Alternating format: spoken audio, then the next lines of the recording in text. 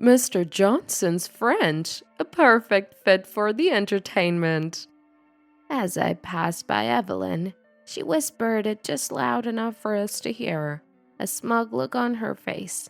That mocking sneer, so unfit for a bride on her wedding day.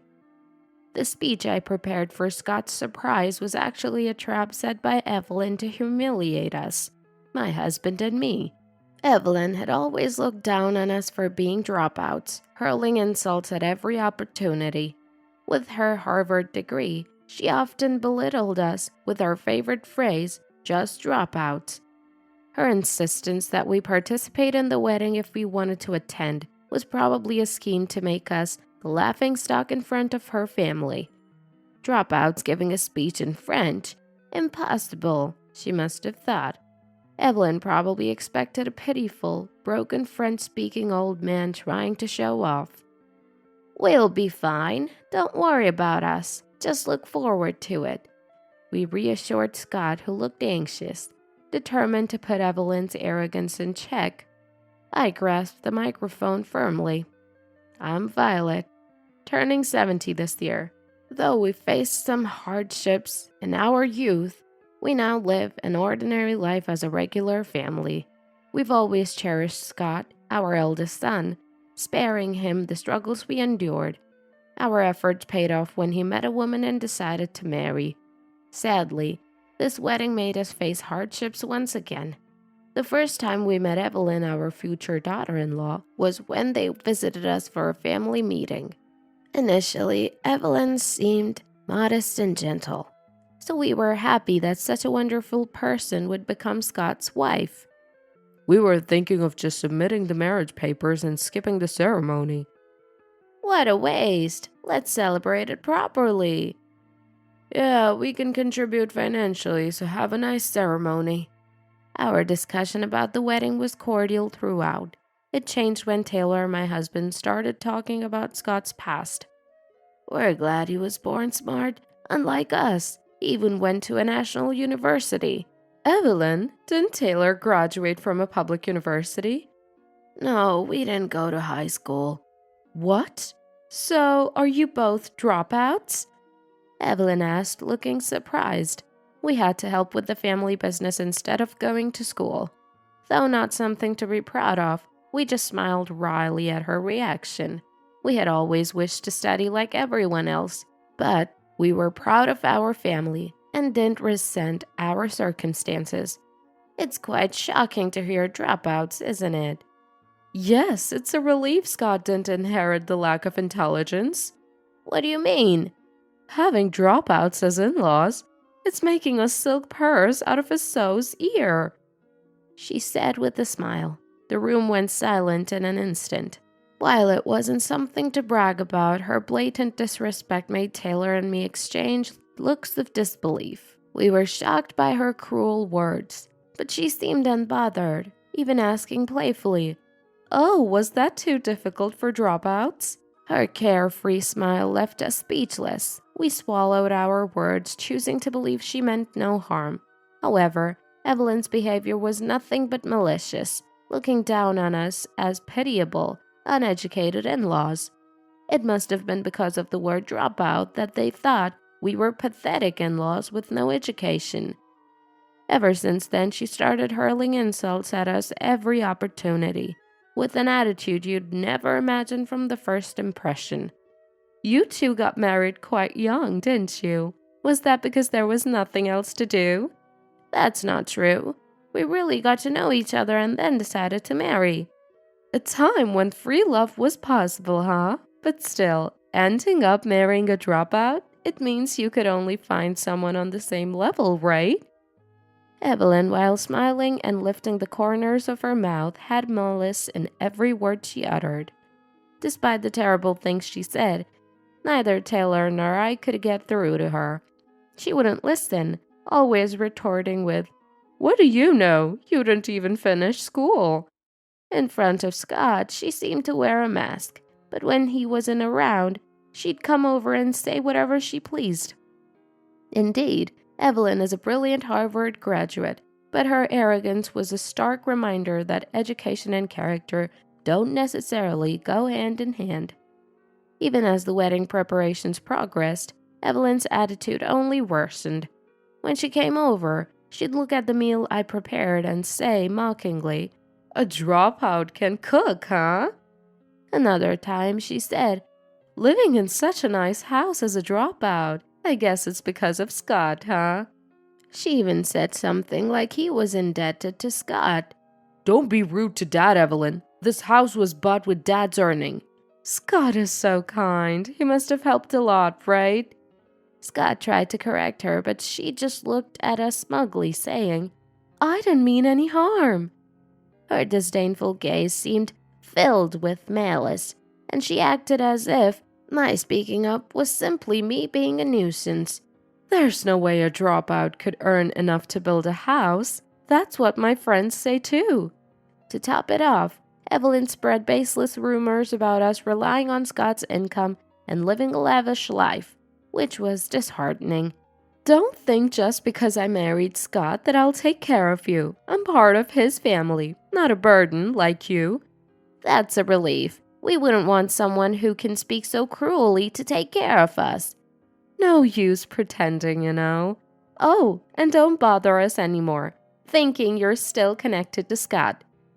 Despite our protests, Evelyn seemed convinced we were still relying on Scott and kept making snide remarks.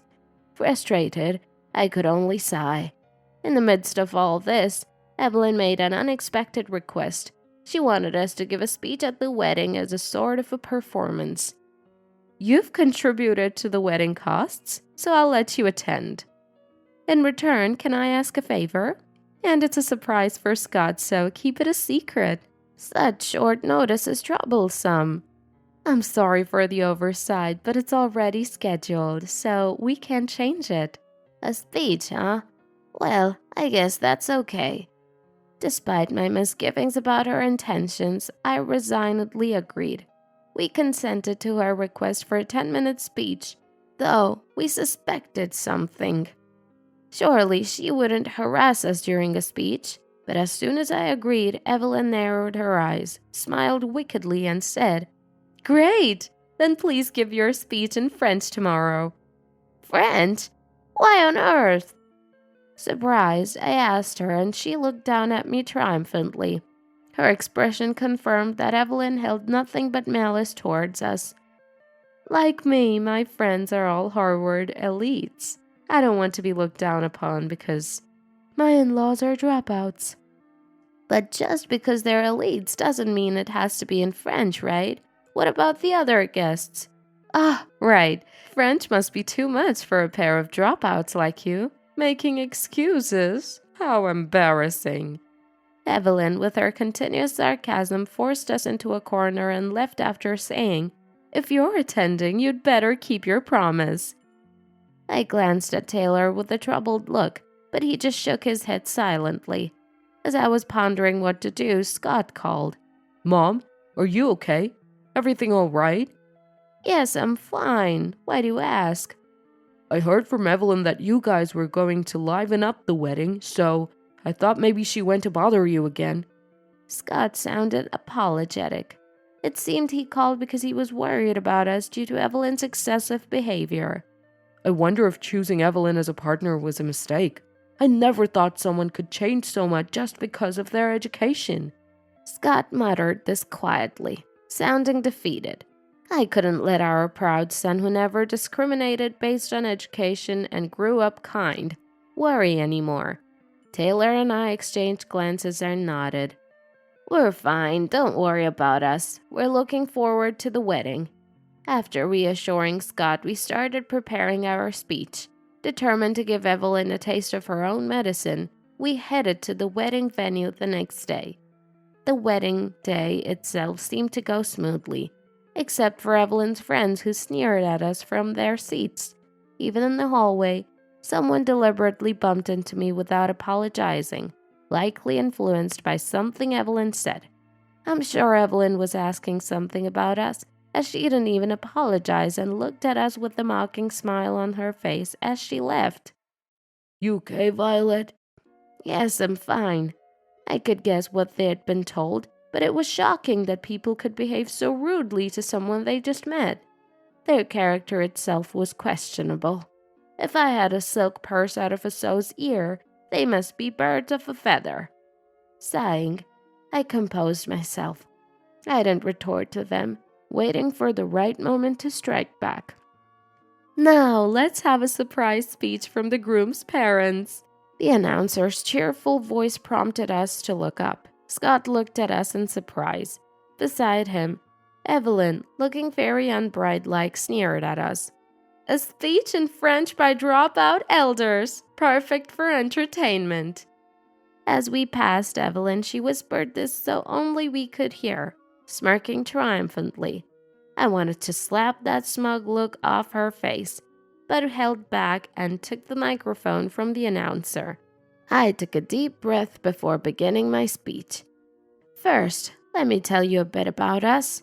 The moment I started, Evelyn's eyes widened in surprise at the edge of my vision. She must have been looking forward to a poor speech in broken French from an elderly dropout, while I may not have been as fluent as a native speaker. It was enough to disappoint her. Taylor even surprised everyone by speaking not only French but also Japanese and Chinese. Seeing Evelyn's shocked face, I smiled mischievously. Why can you give such a speech? It's strange for dropouts. Don't assume education sums up everything about a person, I replied quietly, then continued my speech. I revealed in French how Evelyn disliked our educational background, how she suddenly asked us to speak French the day before, how demanding she was, saying we should do it since we were attending the wedding. I aired all her insults in French. I wanted to say more, but Evelyn, who lost her composure, interrupted the speech, ending it abruptly. Still, her bizarre behavior caused a stir among the guests, and seeing Evelyn's defeated face felt like sufficient revenge. Sorry for the trouble, but that was a surprise speech from the groom's parents. Thank you. No, thank you. That was impressive pronunciation. Did you study abroad? No, I'm embarrassed to say I only went to school up to junior high. While it's true that I dropped out, it was to help with the family business. Taylor also dropped out, but like me, he helped his family and not only turned their company around, but grew it significantly. He's now the CEO. Taylor worked hard and climbed up from nothing, even starting his own company.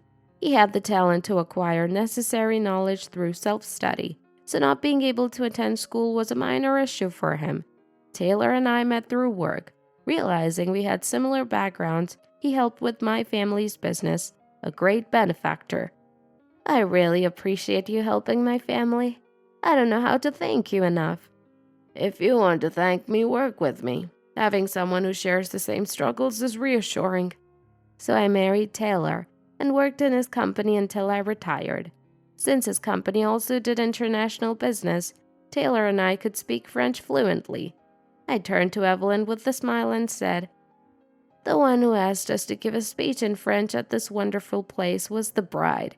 She arranged this to ensure that we, as dropouts, wouldn't be ridiculed by her and her high-educated friends from Harvard."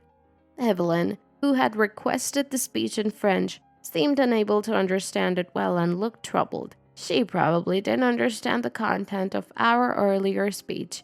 Her earlier outburst was likely due to her dislike of us speaking French fluently, her usual habit. I waved with a smile, and to my surprise, Evelyn waved back, her usual sarcasm gone, as she remained silent, looking down. Evelyn's guests, unlike her, seemed to have understood the speech well, their smiles quickly fading. Even her parents looked the same. The celebratory mood changed, and Evelyn, looking terrified, was glared at by relatives, appearing uncomfortable. Like a lion in a den, her plans to mock us backfired and everything went awry. My husband and I exchanged smiles, not expecting our speech to have such an effect. Scott, sitting beside a pale-faced Evelyn, caught our eye and smiled, giving a thumbs up. Afterward, as expected, Evelyn faced severe criticism from her relatives, especially her parents who had business dealings with Taylor's company. came to us after the ceremony, bowing their heads and informing us. We tried to calm them as they stopped us on our way out, forcing Evelyn, still in her beautiful dress, to bow and apologize. Our daughter was terribly rude. We're so sorry. It's okay. Even if they're family, they're separate individuals. I didn't know about this. It wasn't supposed to be like this. Well, of course you never listened to me. You were so happy making a silk purse out of a sow's ear. When I revealed this in front of her parents, they both turned red and glared at Evelyn. Evelyn's face grew even paler. We will make sure she reflects thoroughly at home. We'll re-educate her to ensure this never happens again. It's okay, she became a part of our son's family, not ours. We were already considered severed ties. Evelyn, at these final words, had tears in her eyes. Her parents seemed quite intimidating, but that was not our concern. Moreover, her friends who believed baseless rumors about us being terrible dropouts also cut ties, embarrassed by their own misconceptions. Why do I have to suffer like this? If Scott had told me, this wouldn't have happened. I did tell you. I had enough earnings to build a house and didn't need any help. In fact, they even paid for all my tuition. I never heard that. Well, you never listened to anything I said. With that cold response, Scott turned his back on Evelyn. Even the usually gentle Scott had reached his limit and was considering divorce despite the recent wedding. Abandoned by relatives, friends, and Scott, Evelyn stood alone and desolate at the wedding venue. A few days after the wedding, Scott, still contemplating divorce, hoped Evelyn would sincerely reflect, so their marriage continued for now. Abandoned by Scott, Evelyn, as if transformed, was working diligently. Violet, can you please forgive the past and be friends again? Friends again? I don't think we ever were. In front of Scott, she seemed remorseful, but towards us, she often tried to cozy up, apologizing. Unfortunately, I'm not the one to easily forget. I pretended not to notice her intentions to reconcile with Scott and his parents, and ignored her. Who was it that said to consider our ties severed? Stop it, will you? Stop pretending to be senile and just help me, okay? Holding a grudge forever. How mean can you get? Yes, you're right. Just like you trying to enjoy the French of dropout elders for entertainment. Frustrated by my retort, Evelyn glared at me. Her unrepentant attitude might truly sever our ties. Where does such pride come from in someone who looks down on others and refuses to repent? Recently, a relative who had recorded the wedding sent us the footage. We burst out laughing, watching the bride's shocked face during my speech. School isn't the only place to learn. Maybe I'll start learning something new too. Why not? I might join you in that. We decided to go to a bookstore together to look for study materials.